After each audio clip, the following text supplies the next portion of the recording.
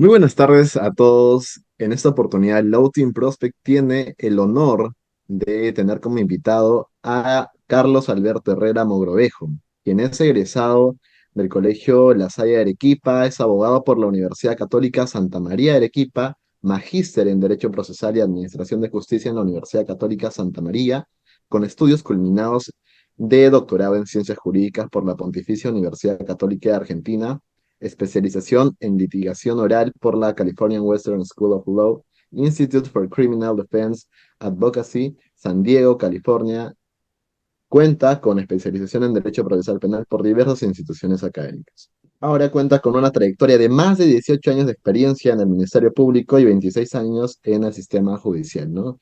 Fiscal superior encargado de la Fiscalía Penal de Apelaciones de Arequipa y en la fecha como fiscal superior penal provincial titular del despacho. Es un honor tenerlo como invitado, doctor Carlos Herrera. Y bueno, el motivo de esta entrevista es también reconocer toda la trayectoria que usted ha formado a lo largo de estos años. Como primera pregunta, doctor, ¿qué desafíos ha enfrentado a lo largo de su carrera profesional hasta, hasta ahora, hasta la fecha? Bueno, bueno, en principio reiterar mi gratitud por la invitación y la confianza de parte de ustedes. Eh, Efectivamente, ha habido mucha suerte, diría yo, en tener la feliz coincidencia de haberme formado, ¿no? Desde practicante, cuando estudiaba en la Universidad Católica en la Corte Superior de Justicia de Arequipa, y es donde yo creo que me enamoré perdidamente de lo que es el sistema de justicia. Y en esa línea me he tratado siempre de involucrar, no solamente con la organización, sino con los principios que rigen, ¿no? Justamente un sistema de justicia, que yo creo que se engendra en la procuración de la verdad. La procuración de la verdad tendría que ser una empresa, tanto de abogados, fiscales, procuradores y jueces, a efecto de que detrás de la verdad, como decía Parménides de Lea, se devele la justicia y en esa línea la gente sienta, tenga esa sensación de justicia, esa sensación de seguridad jurídica que haga de nuestro país una sociedad mejor, no solo para nosotros, sino para nuestros hijos. Desafíos, creo que los hay todos los días, estimado Rodrigo, estimado Nicolás, porque cada caso representa para mí un desafío, el desafío de servir a las personas y de hacerles sentir justamente que este sistema de justicia funciona, que no solamente debe ser eficiente, sino eficaz, y que debe prodigar la tutela que estas personas claman. Ese es el desafío, yo creo, querido amigo, caso a caso, carpeta a carpeta. Con todo gusto, claro que sí. Muchas gracias, doctor. Y justamente son esta experiencia que le permite a usted hoy en día poder tener mucho conocimiento y también práctica en lo que es la carrera fiscal, ¿no? Nicolás, ¿podrías introducir justo a la problemática que nos compete hoy día? Bueno, lo que queremos discutir, conversar hoy es sobre un proyecto de ley, no una ley, sino un proyecto de ley que ha sido aprobado ya por la Comisión de Justicia y Derechos Humanos del Congreso, relacionada a dos temas importantes sobre temas de derecho penal procesal y derecho penal sustancial. Primero, dicho proyecto de ley, el proyecto de ley 5981 eh, de la Comisión de Justicia y Derechos Humanos, lo que propone es una modificación al artículo 317 del Código Penal sobre organización criminal, el delito de organización criminal, y propone establecer una definición estricta, una definición más precisa de lo que se podría considerar una organización criminal. Por inconsiguiente, de este mismo proyecto de ley, propone también una modificación al, a la ley, al artículo 2 de la ley 27379, y sobre todo nos enfocamos en el inciso 7 de dicho artículo sobre allanamiento.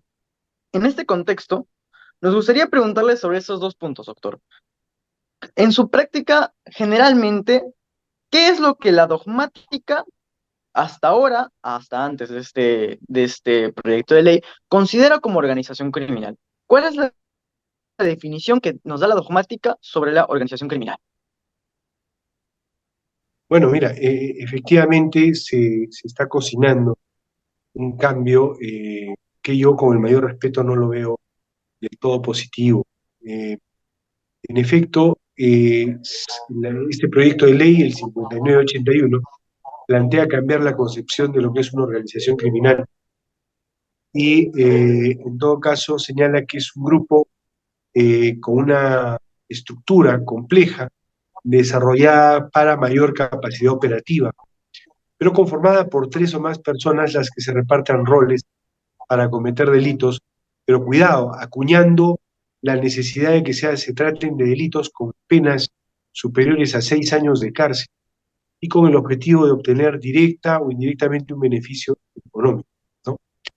Si nosotros vamos al concepto básico, fundamental de lo que es organización criminal, pero cuidado, desde el punto de vista del tipo penal, obviamente estamos ante cualquier acción o omisión en cuanto a un grupo de personas organizadas, incluso entrañadas dentro de un aparato de poder, dentro de una estructura, podría ser o fuera de esta, a efecto de consensuar el cometer ilícitos, ¿no? Con la repartición, evidentemente, de roles entre ellos, pero cuidado, sin distinguir, en este caso, los agregados que quiere hacer este proyecto de ley y que excluiría, por ejemplo, ¿no?, a organizaciones criminales que tienen, por decir, la comisión o por objetivo cometer delitos de menores o con menores penas, ¿no? Entonces estamos generando un doble piso, un piso mayor para este tema de organización criminal, con lo cual yo creo que perdería la ciudadanía. Yo creo que lejos de generar un delito de segundo piso, estamos ante un delito general, un delito común que debe atañer a todos y que evidentemente protegería el bien jurídico tutelado que viene a ser justamente el proyecto de vida de todas las personas frente al crimen organizado. Llama la atención cómo es que mientras evoluciona el crimen organizado, mientras las organizaciones criminales sí están dotadas de herramientas, no solamente tecnológicas, sino de herramientas logísticas, el Estado, que no tiene la misma capacidad, dé un paso atrás y encima de ellos se establezca, ¿qué vamos a decirle? Un dique de formalidades que van a impedir la procuración de la verdad, ¿no? Entonces, yo he escuchado a algunas personas que dicen que esto parte de una predictibilidad que debería tener la norma, pero pregunto, ¿acaso no la tenía? ¿Acaso el proyecto de ley era necesario para volver predecible la norma que ya era predecible? Creyera que no, de ninguna manera. Basta que la norma esté tipificada, bueno, a la luz de la teoría tripartita o la teoría bipartita, estamos frente a un tipo penal que merece una sanción penal y que sencillamente estaba dotado o tipificado en el código para efecto de su persecución. Eh, Me temo que tal vez se pueda explicar de dónde vienen las razones, y es lamentable, como algunos comentan, que sean intereses personales, intereses de algunos sectores los que están detrás de la ley, cuando debería primar el interés común, el interés general, el bien común, que es lo que debe siempre procurar el derecho. De tal manera que estamos, yo creo, restringiendo, estamos reduciendo, estamos menoscabando el concepto de organización criminal para efecto de también sesgarlo y perseguir repito, a sectores o a personas que no siempre van a incurrir en la comisión de este delito. Prácticamente estamos cercenando las posibilidades de llegar a una organización criminal. En la línea de lo que usted comenta, varias de las disposiciones de justamente esta modificación nueva, sobre todo en el segundo párrafo, sobre la definición de lo que podríamos comprender lo que es una organización criminal, parecen haber algunas disposiciones un poco vagas a nivel interpretativo. Dígase, en un momento el proyecto de ley menciona con mayor capacidad de organizativa. Ante esto yo me formulo la pregunta, ¿no? ¿Mayor capacidad organizativa ante qué?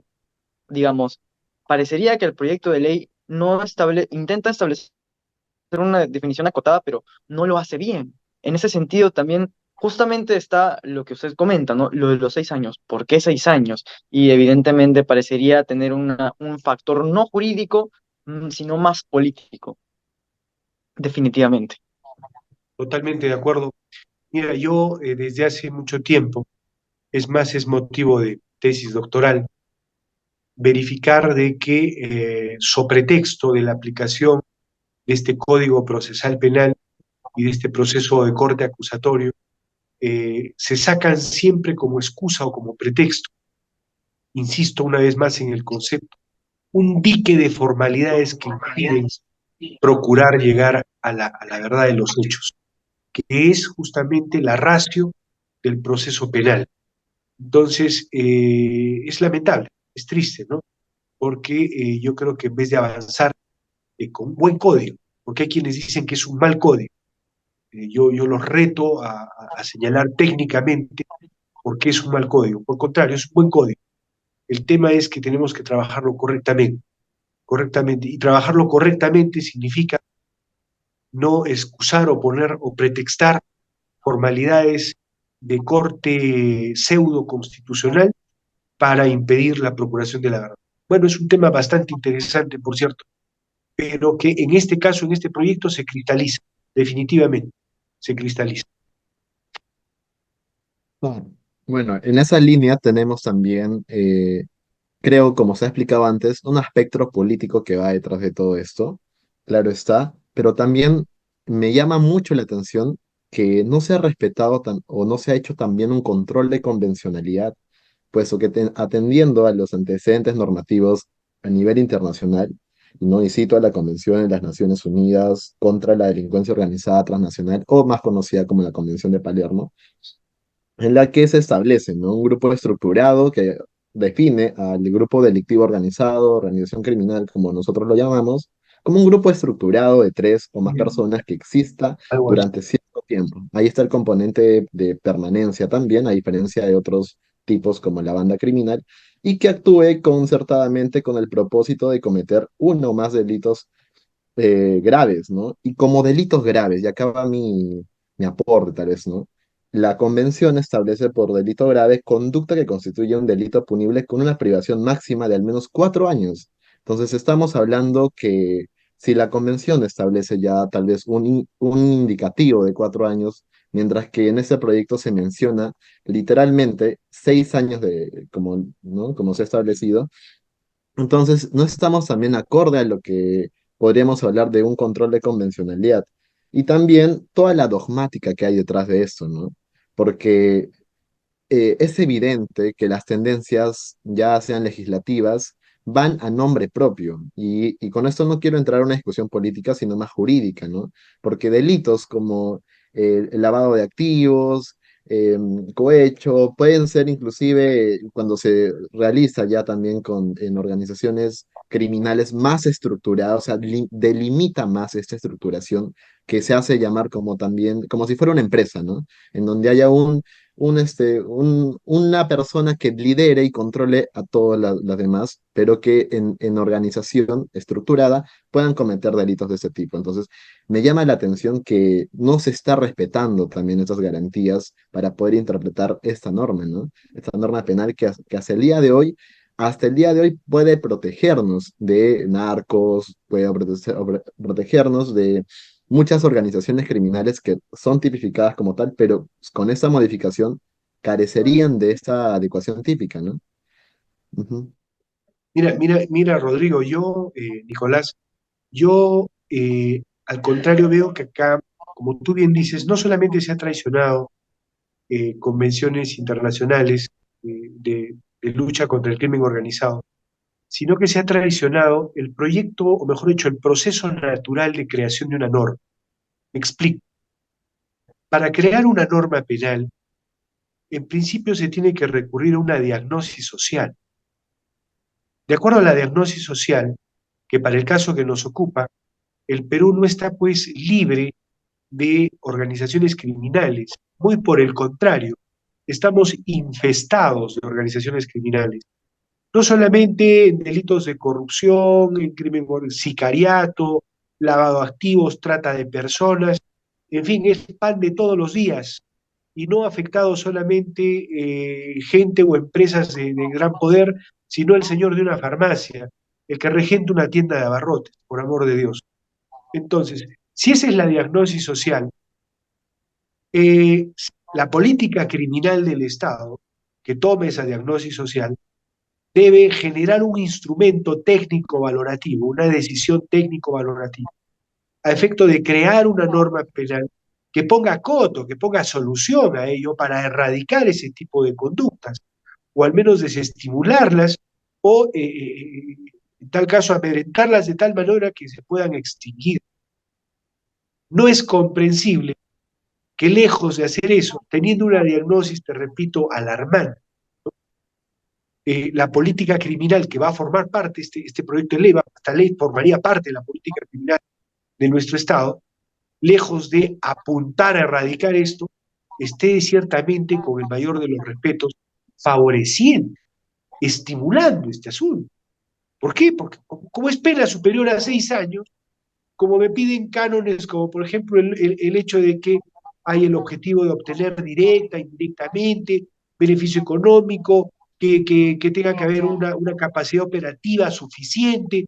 Oiga, entonces yo particularmente podría decir, pongámonos en el proceso mismo, mire, sabe que yo simplemente le mandé un papelito al señor de la tienda, le mandé un papelito al de la farmacia, y eso pues no es capacidad operativa, por tanto, usted no me puede... Además, la pena, pues señor, no va a superar, pues en el peor de los casos, los 6. Entonces, chao delito, ¿no? Chao delito. Y por tanto, ¿qué voy a hacer? Voy a estimular al delincuente a efecto de que, más bien, dentro de los perfiles, cánones o límites que establece esta política criminal negativa, yo pueda tranquilamente, entre comillas, trabajar, ¿no? Trabajar en perjuicio de la sociedad. Entonces es el mundo al revés, ¿no? Eso es un proceso legislativo, diría yo, de cangrejo, ¿no? Caminando hacia atrás y no hacia adelante, como debería ser, estimado Rodrigo, estimado Nicolás. Ahora, no sé si tocamos el tema, otro tema muy importante, que es el tema del allanamiento, que sorprende mucho más, ¿no? Sorprende Sí, mucho doctor. más. De hecho, justamente a eso queríamos pasar ahora. Eh, la primera pregunta que le tenemos al respecto es, ¿cuál es la diferencia entre el allanamiento que propone, o bueno, que establece el artículo 214 del Código Procesal Penal y, y el allanamiento que propone la ley 27379? ¿Cuál es la diferencia? Bueno, mira, en general, nosotros para efecto de las medidas coercitivas o restrictivas para la búsqueda de prueba que este Código Procesal Penal nos facilita, y ojo, esto es importante, que nos facilita a los fiscales, pero que también de cierta forma están al servicio de las partes. Un abogado que exige tener, por ejemplo, procurar verdad y encontrar prueba en el domicilio de una persona, puede tranquilamente, como parte civil, ya sé, como parte agraviada, tercero, qué sé yo, o el propio imputado, a través del fiscal, pedir un allanamiento, porque ahí va a estar la prueba, no sé, de mi inocencia, o la prueba de algo por el estilo que sirva al proceso, al servicio del proceso. Está mal entendido que el allanamiento sea solamente esté al servicio de los fiscales, eso no es correcto. Podría ser, lo requiere el fiscal, pues está al servicio de las partes, en principio. Segundo, estas medidas restrictivas que están claramente, las medidas coercitivas claramente establecidas en el código, como tú bien has mencionado, ojo, funcionan pues en base a presupuestos, ¿no? No es que sencillamente cualquier fiscal alegremente pueda requerir un allanamiento o pueda practicar un allanamiento. Hay allanamientos en flagrancia y allanamientos que no se dan en flagrancia. Si se dan en flagrancia, evidentemente yo no voy a tener que esperar el hecho de tiempo o alguna formalidad que me impida en ese momento preciso, ¿no? En ese momento preciso justamente llegar a esas manos en la masa, que es el objetivo de la investigación, de las diligencias preliminares. Y si nosotros repasamos el código, se trata de diligencias urgentes e inaplazables, que no pueden ser postergadas. Entonces, si vamos a modificar eso, estamos pues traicionando toda la estructura, la ingeniería del código. Muy bien, pero vamos al allanamiento en no flagrancia, que es lo que toca el proyecto de ley, donde se nos dan pues un cúmulo de formalidades que desde mi punto de vista son en principio innecesarias. ¿Por qué innecesarias? Se dice, por ejemplo, que es para efecto de optimizar el derecho de defensa. Y pregunto, ¿no se garantiza acaso el derecho de defensa? Hay una orden judicial obtenida por un fiscal, correcto, debidamente motivada, y con una resolución también debidamente motivada, que puede ser mañana más tarde objeto de impugnación. Ahí está atendido el derecho de defensa. Por otro lado, en el operativo mismo, nada obsta, ni obstuvo, nunca se prohibió que esté presente el abogado. Ingresan a mi domicilio, un momentito, voy a llamar a mi abogado y viene mi abogado, no hay ningún problema. ¿Cuál es el inconveniente? Pero en este caso, ojo, se está modificando la norma al punto de decir que yo debo contar con un abogado que esté presente al inicio del operativo. ¿Cuál es, pues, el factor sorpresa del allanamiento? Si yo llamo a la parte imputada y le digo, sabes que esta noche a las 4 de la mañana voy a entrar a tu casa a buscar evidencia criminal, ¿qué vas a hacer tú desde la hora, las 12 de la noche, desde la hora que recibes mi llamada? Obviamente vas a desaparecer absolutamente toda la evidencia que pueda generar un elemento de convicción para efecto de la investigación fiscal. Si superamos eso en el supuesto negado, vienes tú en un momentito, no pueden entrar porque tiene que venir mi abogado. Hasta que venga tu abogado, que de repente es 3 de la mañana y dice, señor, no puedo ir en este momento porque tengo otra diligencia, porque tengo un ser querido mal, porque tengo, no puedo ir, pero yo quiero mi abogado de elección. Entonces el fiscal no va a poder llevar adelante el operativo, en tanto y en cuanto el señor abogado llega de su casa al lugar del operativo, ¿qué está pasando adentro? Adentro se desaparece absolutamente todo. Hablemos, por ejemplo, de delitos con evidencia material que tiene que ser en ese momento detectada, dinero, drogas, etcétera, archivos informáticos, celulares, etc., etc., todo desaparece, todo desaparece, ¿no? Entonces, en ese sentido, con el mayor de los respetos, no ha habido un sentido común para analizar que los presupuestos de las medidas de coerción o restricción de pruebas justamente tienen presupuestos como son el fumus comis y delicti, vale decir, la esencia de que se está cometiendo un delito, que se está perpetrando un delito, y el periculum in mora, peligro en la demora, que justamente es lo que hace que la Fiscalía se tenga que mover inmediatamente, generar un operativo junto con la Policía Nacional e ir en procura de los elementos de corrupción. Repito, nada obsta, nunca nada prohibió que la parte llame a su abogado y esté presente al momento del operativo. Expuesto, obviamente. Y que además tenga derecho a impugnar la decisión de ese operativo, de ese allanamiento, porque evidentemente podría lograr que si el allanamiento desde su perspectiva legal, constitucional, deviene nulo, la prueba que se haya recabado en ese acto de allanamiento sencillamente no podrá ser utilizada por el ente persecutor, ¿no? Entonces, estamos de una u otra forma, ojo, afectando no solo al Ministerio Público, sino a todas las partes involucradas, sometidas a un proceso penal. Que no se ve a menudo que un abogado pida un allanamiento al fiscal, y que el fiscal a su vez lo requiera, pero sí es posible, ¿no? Entonces, repito, tenemos que trabajar sobre un bien general, sobre un bien común, y en aras de que el proceso sirva, cumpla con su objeto. ¿Cuál es su objeto?